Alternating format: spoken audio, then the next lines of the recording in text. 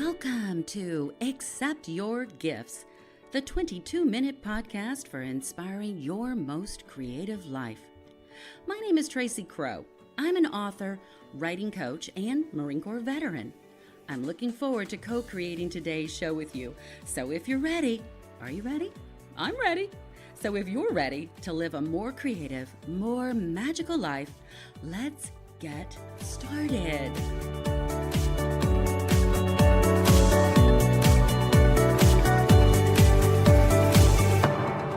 Thank you for returning to part 2 of my interview with special guest Alfredo Hurtado, an Army veteran, musician, dancer, father, and dad. If you'll remember from part 1, we learned that Alfredo began playing guitar more than 20 years ago in New Jersey. Growing up across the Hudson River from Manhattan, he was inspired by the cultural and musical diversity the Big Apple had to offer. His musical experience began as a lead vocalist for a local blues band. Shortly after, he performed for Exposure, a Motown musical revue, performing for New York City's public schools. He toured with the group at universities and colleges throughout the eastern United States. In 2000, Alfredo enlisted in the Army and continued performing during his enlistment, playing for U.S. troops and coalition forces. But one day, in 2004, while serving in Iraq as a paratrooper, Alfredo's Humvee was hit by a roadside bomb. His injuries were physical, but they also included a traumatic brain injury. The inability to return to who he was, or to who he thought he was before the injuries, nearly cost him everything, including his life. You know, we said in part 1, 22 veterans a day, according to VA statistics, commit suicide.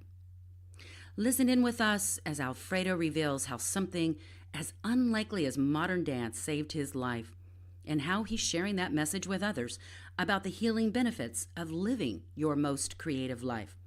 But before we hear more of what Alfredo wishes to share with us about creativity, let's enjoy together a few moments of his musical, original performance.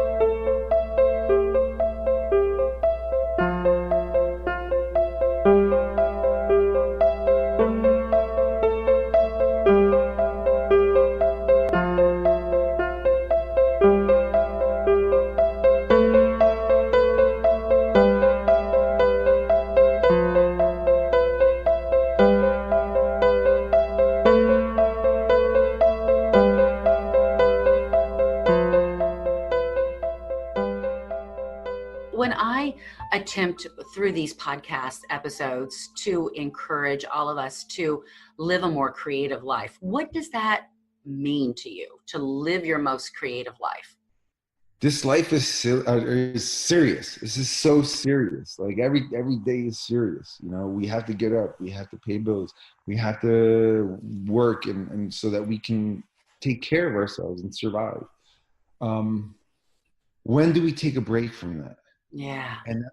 And that's what it is for me. That's what art is. It's to be silly and let go. You know, if sometimes I have this dark humor, and sometimes I'll say things about an experience that I've gone through, and sometimes it can make someone cringe, right? It can really make someone cringe, but I survived it, and I can sit there and I can laugh. You know, I can laugh because I survived. You know, when I went through it, it wasn't funny. You know, it stunk. It really, it was horrible. But then when you can, like, and I'm not laughing at what happened, but I'm laughing at the fact that I survived, right? And so, but with being creative is that you can be silly and you can be young again, and you can be innocent, because we don't know where tomorrow's going. We don't know where what's going to happen. We can plan and we can assume that these are the way things are going to happen. But with art is so unpredictable. Right. You don't know what the outcome of is going to be of what you're trying to create. True. You know, and it changes and evolves so much, which should be the way we think. Oh, I love that. Oh, I just love that. Right. Yeah, we should. Stuck on what has been taught to us. We should be able to, without guilt or without holding back, question whether or not what we're doing is right, whether or not what we're doing is affecting other people, and how it will affect other people. But, you know, also, am I happy? Am I truly happy? And not happy to where someone else's expense is going to make them miserable, but am I happy to where that it's going to be contagious to other people? Oh, nice. And am I happy to where someone's going to say, I need to have whatever they're having. I need to be next to them. I need to figure out what they're doing. Right. Feel that. And we're all going to go through it differently. Everyone's going to go through it. But to know that you do have the ability and the permission to think however you want to think. And we all get judged. We really do. But who's really throwing a stone at us? Who's really, like, tossing somebody that's physically going to hurt us? You know, because we actually hurt ourselves more than other people do. Oh, that's definitely true. Let me ask you this. You know, you do a great deal of work, as do I. In fact, I tease a lot of times that you and I end up at the same events because we're both working with a lot of veterans and talking about the creative pathways toward healing through various creative arts. So it's like the Alfredo and Tracy roadshow at times where we end up at the same locations. I love it. But I'm curious, what myths, or let's say misperceptions about military veterans, would you like to just debunk right here, once and for all? Okay. We're not robots. True. We're not robots. We're flesh and bone. We breathe the same oxygen. We drink the same water. We eat the same food. We have this amazing training that we went through in order to survive the situations that we go through. They're not the greatest situations most of the times, but a lot of times there's still humanity there. And we're human. We're still human. We just go through a lot, and we just still haven't figured out how to release what we go through. Right. But we go through all the same things people in civilian world go through. We're late on bills. We We're definitely late on bills, right? Because we don't get paid anything while we're in there. And we experience, hurt, separations, divorces, accidents, deaths, everything that people go through here, just not in the military, on top of everything else that we go through, on top of our job, which is stressful. So in regards to that, we do become calloused, and we can become desensitized. A lot of are exposed to so many things. With that being said, because we're exposed to so many things, we do know that there's still love out there. There's still kindness. There's still people that do appreciate things that we do. But we're also very well trained, and we could train to be human again. We could train to be back in this world again, but also we can be a very important asset, as we have been through time, through history, the military, with helping with technological breakthroughs in equipment and healthcare. But the stigma is that we are not crazy. We are just full of so much stuff in our brains that needs to be released, and we need to find an outlet. And however we find it, hopefully it's a healthy outlet that can also, hopefully spill over and help other people, right? So that, because if I find the fountain of youth, you better bring your cups, because everyone's drinking out of it, right? I love that. We need to share that. And that's the thing, is that we need to share. We do. And people don't share. People don't share. And I don't mean brag. I don't mean like, hey, I got the biggest boat and I have the, people need to share experiences that help them overcome what they've been through, right? Because I can't help somebody that's, going through something that I've never been through. I can't help you with that, but I can tell you what's helped me with my experiences that I've gone through. And so, going back to your question,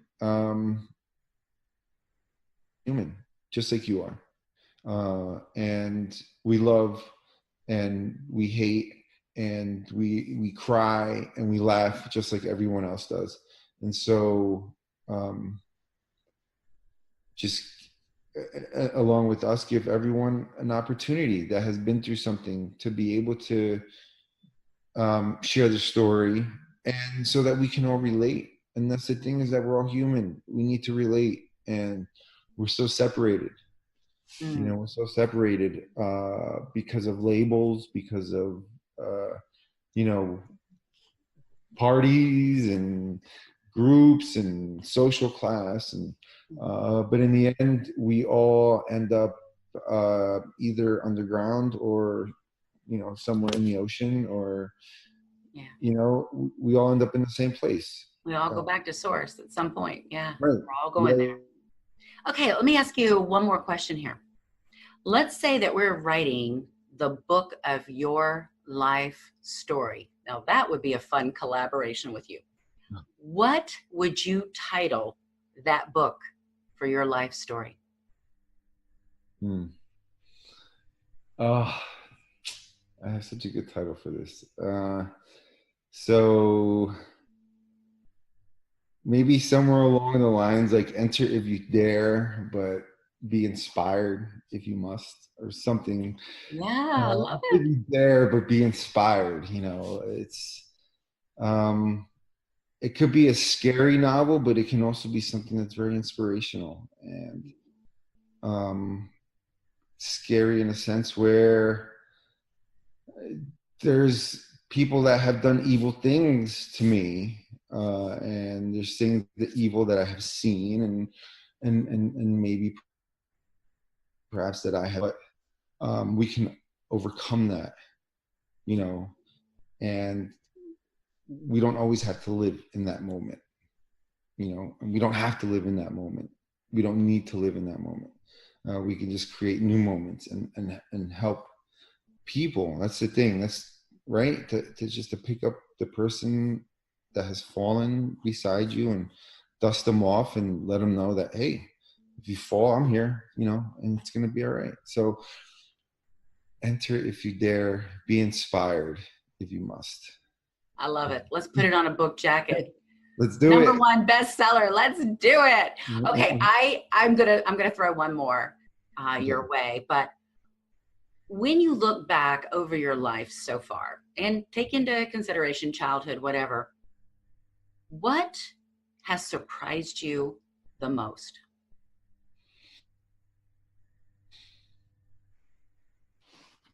As far as what surprised me most, when you think about your life, did you expect to be where you are today?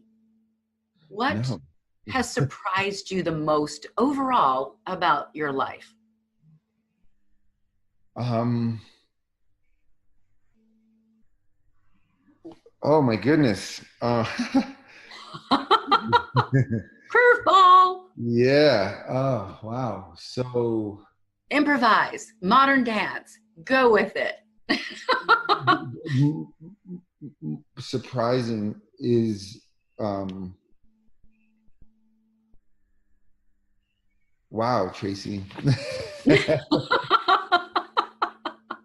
Okay, so what surprised me most is where I'm at now, right? Okay. That people want to have to say. And I grew up in a time, and I'm sure you know this, you're familiar with this, where it was like, you suck it up, you drive on, you move on, you don't talk about things, you don't need to bother people with that stuff, nobody needs to know your business, and nobody needs to know that, right?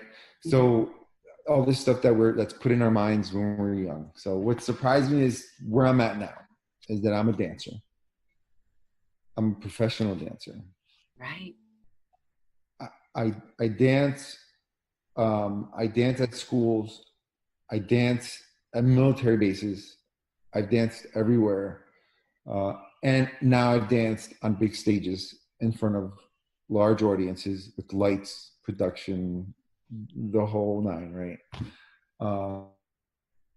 So that I'm surprised that I'm here, and I'm surprised that this is my platform to share my story. But I'm also surprised at the ability of my mind and my brain to see things and kind of evaluate them and analyze them and accept things for what they are, but not allow them to have an effect on who I am and what I do. Right. So I'm surprised at where I'm at and how I got here. But I'm also more surprised and amazed by my mind's ability to get me here. To accept. Yeah. Yes. To accept it. Yes, to accept it, not fight it. Not fight my destiny, No. And I had an English teacher in high school, and this resonates in my head all the time. Miss Linsky, and God rest her soul, she passed away a couple years ago. She was so hard, calloused, but she loved the crap out of us. You can tell. I want that on my headstone. She loved the crap out of us. She did. She loved the crap out of her students. But the thing that she said the thing that resonates to this day, she's like, and I never understood it when she said it, but now I understand it a lot more. And I'm still trying to understand it more, but a lot more now. And she's like, you're the captain of your own ship. Yeah. You're the captain of your own ship. You control, you steer it. It is up to you ultimately where you want to go and who you want to be. And I never understood that until as I got older, and I'm like, okay, yes, we can do things and that will help us overcome things that we go through and understand things, and not necessarily understand things, but accept things for what they are, but not to allow them to change who you are, or not so much change, but allow them to dim your light. Oh, yeah. Beautiful. Right? Don't let it dim your light. Yeah. You can be sad and you can cry and you can mourn, and that's all that we can do. We are allowed to do that because that's what we were given. That's our gift. Our gift as humans is that we, I always thought it was a curse, but no, it's a gift. Our emotions, our thoughts, it's such a gift to be able to have that, because when we're dead, who knows? We don't have anything. We don't have that. We don't have humanity anymore when we die. And so as humans, I think we should cherish these gifts and be sad and be in pain, but to know that we are resilient and we can overcome these feelings. Although I never want to overcome joy. I want to always enjoy that. I always want to be happy. I always want. But I do always want to. I do want to feel sadness, and I do want to feel those things because it makes me appreciate that joy so much more. And so, Alfredo, thank you so much for joining us here today for Accept Your Gifts. You truly are a gift. So I'm going to say, just keep dancing, my friend. Keep dancing. Thank you so much, Tracy. Thank you for having me here. And it's always great to talk to you and to see you. I'll see you on the road soon, I hope. Yes. Hopefully soon. Take care of yourself. Okay. Thank you. Bye-bye. I hope you enjoyed today's co-creative listening experience.